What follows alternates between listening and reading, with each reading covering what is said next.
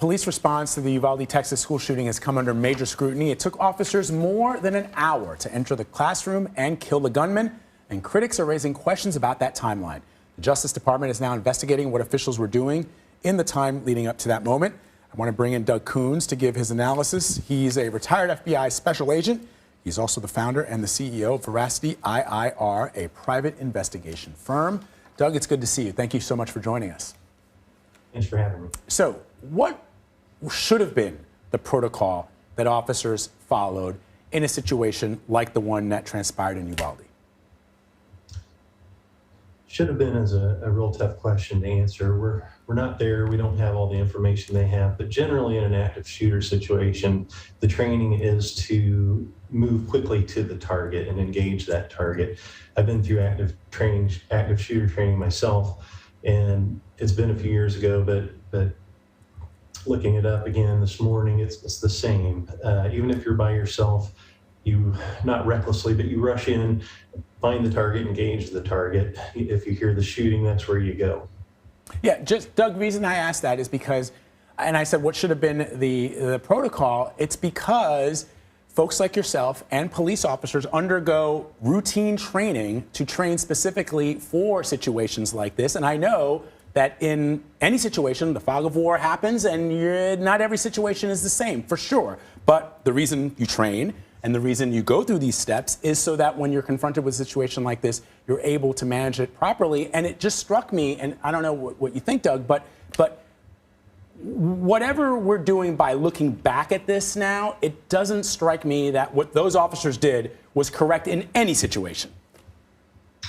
I agree. It also seems that there was a lot of dissension between the officers that wanted to go ahead and try to do something, and their supervisor that was telling them to wait for reinforcements, more equipment, et cetera, et cetera.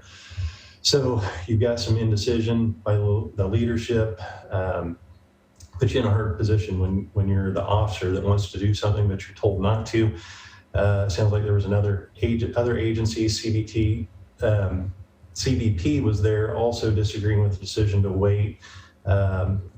People are arguing while in the meantime people are getting hurt. So that's just unfortunate, very unfortunate. Doug, obviously, you weren't there, and I have no idea what it's like to be in a situation like that. We know that a couple of officers did enter the school. They started taking on fire, and they backed out, and then there was this long time period that I think that's what's really sort of getting to people.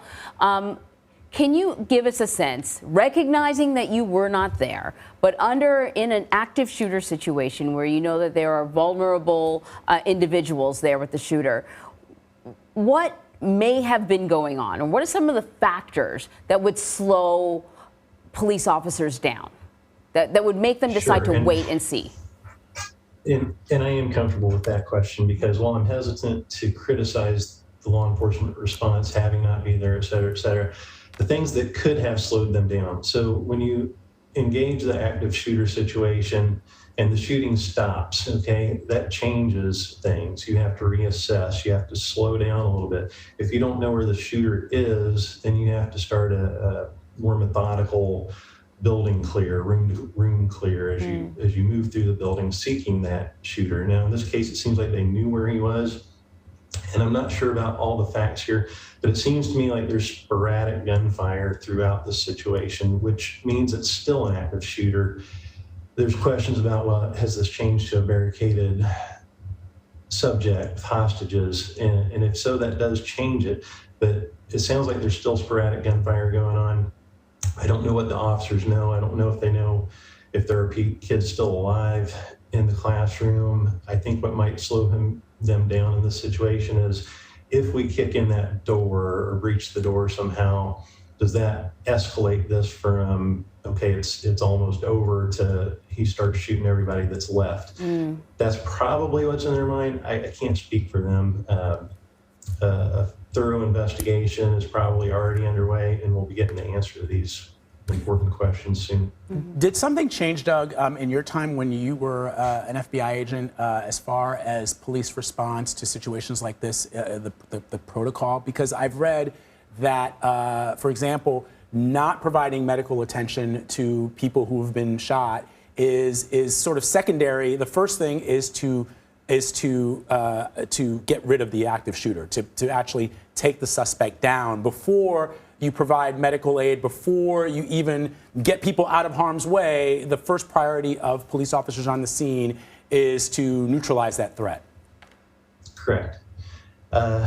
It may have changed over the years. I'm not aware, and it's not the same from every jurisdiction, exactly how they do it. But the general concept is just like he said.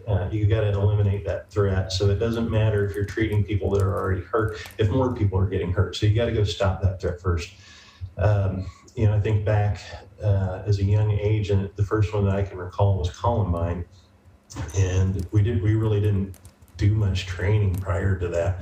That was kind of the big thing that made everybody understand this is something that we need to address. And I think as more of these have happened, we try to learn every time from our successes and our failures, and we try to do better next time. And certainly there are lessons that can be learned here. So Doug, I'm going to ask you sort of a big umbrella question when you say there are lessons to be learned. It occurs to me as we're watching this, but also, the Parkland shooting, there have always been gaps, it seems. In terms of the Parkland shooting, authorities were alerted to the fact that this guy needed some sort of mental health intervention, but then it never went beyond that. In this case, and we're just learning about the suspect in this case, but, there are a lot of questions about, an 18-year-old kid who gets to just walk right into a store and buy not just the weapon, but also the protective clothing, and there's no sort of red flags. These kids do active shooter training. Everyone's learning hide, run, fight now. But it seems like things are not linked together. So there are gaps in this system. Is my assessment off, or I want to get your take on it? Are we kind of doing all the right things, but in pockets, and it's not working together well enough to stop something like this? Yes, I think you're right on point with this. There were multiple breakdowns at multiple stages in this, starting from the red flags with the shooter's behavior, the conflicts with his mother, the conflicts with grandparents, the being able to walk in at 18 and buy a weapon, because when you're 18, you don't have any criminal history. Juvenile records, even if you had one, would be sealed. So big data doesn't start keeping track of you until you are an adult, which is 18. So if I run the background check of an 18-year-old, and we do these quite frequently, there's almost never anything there. You might have an address, you might have a current phone number, but there's not going to be much history there at all, because they just don't start keeping track until you're 18.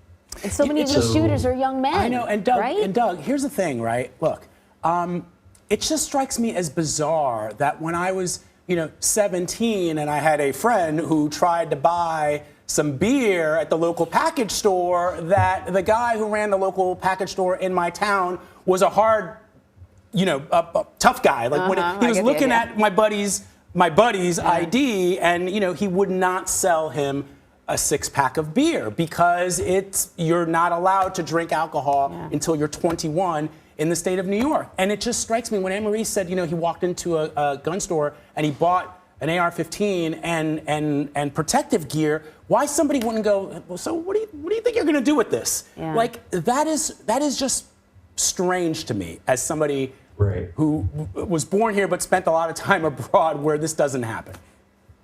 Right. It doesn't make sense to me nor a lot of other people that it's more difficult to buy alcohol. You have to be 21 to buy alcohol. Someone the other day in our office brought up that it's more difficult to adopt a pet in a lot of cases, and but you can just go in and buy these things, and even if you can, there's got to be a better way. I don't have the answer to what that is, but multiple opportunities to notice that there's a problem here that were missed. The social media activity where he made some disturbing comments, and after the fact, people come forward and say, "Oh yeah, he said this on social media, he said that." Say these things before, and maybe that would be helpful. But is a system in place? Is there a system in place that if you do say something, it leads to something else? I mean, if one of these kids that he was talking to online said, "Look, this guy said he's going to shoot up an elementary school," then what? If they said it to the school or if they said it to law enforcement, does it have a place to go? Does that information have anywhere to go? It might is the not very good answer to that. Yeah. If that does go to law enforcement or to a school official or a parent, perhaps somebody could at least have a conversation with that person and talk to them, offer them mental health care if they need it, and at least that person knows, hey, I'm on their radar. Maybe I better think twice about what I'm going to do here. Yeah. You know, Yeah. because you can't, anybody that's reported to you as law enforcement, you can only do so much and you can only watch them so long. You can't watch everybody forever.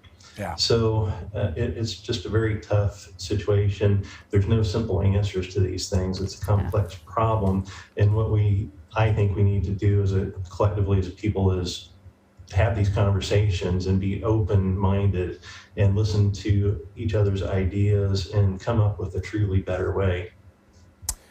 Amen to that. Doug Coons, thank you very much. Thanks, Doug. You're welcome. Thank you.